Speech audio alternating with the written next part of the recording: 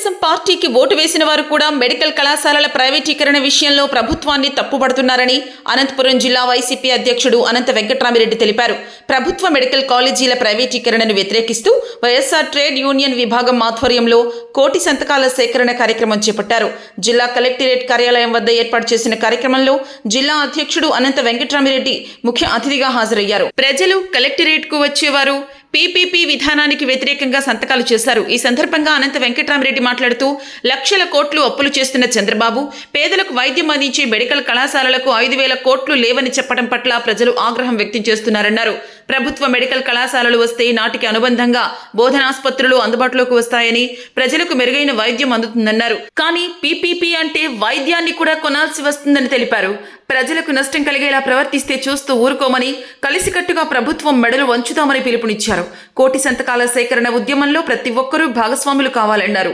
ఒక మహిళ జగన్మోహన్ రెడ్డిని మళ్లీ సీఎం కావాలని కోరిన అంశాన్ని ఆయన ప్రత్యేకంగా ప్రస్తావించారు. వ్యతిరేకం కూడా ఎక్కువగా అవుతుంది. ప్రతి రోజు కూడా పెరుగుతూ పోతుంది. వారు ముఖ్యంగా అక్రమ ఆర్జనలకు కానీ ధనార్జన భూ ఆక్రమణలు దానికే కాకుండా ఈరోజు అనేకమైన ప్రజా వ్యతిరేక విధానాలు కూడా అవలంబిస్తూ ఉన్నారు. ముఖ్యంగా ఆ రోజు జగన్మోహన్ రెడ్డి గారు ముఖ్యమంత్రిగా ఉన్నప్పుడు ప్రజలకు మేలు చేయాలని చెప్పేసి వైద్యం అలాగే వైద్యం కూడా దగ్గరికి తీసుకొని రావాలి. ఎస్సీ ఎస్టీ బీసీ మైనారిటీ విద్యార్థులకు కూడా ఎంతో చేరువ చేయాలని చెప్పేసి ఆ రోజు ప్రభుత్వ ఆధ్వర్యంలో 17 మెడికల్ కాలేజ్ తీసుకొని వచ్చేసి ఆ రోజే కరోనా తర్వాత 2 సంవత్సరాల తర్వాత అంటే 3 సంవత్సరాల్లోనే 5,000 కోట్లు కేటాయించి దాదాపుగా కూడా 8,000 కోట్లు కేటాయించి 3,000 కోట్ల రూపాయలు కూడా ఖర్చు పెట్టి 7 మెడికల్ కాలేజీలు పూర్తి చేయడం జరిగింది. మిగతా 10 మెడికల్ కాలేజ్ కూడా ఈరోజు చంద్రబాబు నాయుడు గారి యొక్క బంధువులకు వారికి కావలసిన వారికి వారి యొక్క పార్టీ వారికి కూడా అవన్నీ కూడా తీసుకొని రావాలని చెప్పేసి ప్రైవేట్ పరం చేయాలని చెప్పి ఒక ప్రజా వ్యతిరేక విధానాన్ని కూడా తీసుకున్నాడు. దానికి వ్యతిరేకంగా ఈరోజు వైఎస్ఆర్ కాంగ్రెస్ పార్టీ ఆధ్వర్యంలో కోటి సంతకాల సేకరణ అనేది కూడా ఒక ఉద్యమ మాదిరి కూడా మేము కూడా చేపట్టడం కూడా జరిగింది. ఎంతోమంది ఈ నెల 10వ తేదీ నుంచి కూడా ప్రతి వాడ కూడా గ్రామాల్లో కూడా ప్రజలే స్వచ్ఛందంగా ఈవెన్ తెలుగుదేశం పార్టీకు ఓటు వేసిన వారు కూడా వీడు తీసుకున్న విధానం అనేది చాలా చెడ్డది, వీరు తీసుకున్న విధానం వచ్చి ప్రజలకు వ్యతిరేకమైనది, ప్రభుత్వ ఆధ్వర్యంలోనే ఉండాలి అని చెప్పేసి ఈరోజు మొన్న ఎన్నికల్లో తెలుగుదేశం పార్టీకి ఓటేసిన వారు కూడా వచ్చి స్వచ్ఛందంగా వచ్చేసి మేము కూడా సంతకం పెడతాం, మేము కూడా ఈ ఉద్యమంలో భాగస్వామ్యం అవుతాం అని చెప్పేసి కూడా ముందుకు వస్తున్న విషయాన్ని కూడా మేము గమనిస్తూ ఉన్నాం. కాబట్టి ఇప్పటికైనా కానీ ప్రభుత్వం కూడా దీన్ని గమనించి వెంటనే దీన్ని ఉపసంహరించుకోవాలని చెప్పి ఆ జీవోని కూడా ఉపసంహరించుకొని మరీ ప్రభుత్వ ఆధ్వర్యంలోనే ఆ మెడికల్ కాలేజీలు అన్నీ కూడా పూర్తి చేసి ఈరోజు చేస్తున్నారు. కానీ ఈరోజు ప్రభుత్వంలో మంత్రులు వీళ్ళంతా కూడా మాట్లాడుతున్నారు.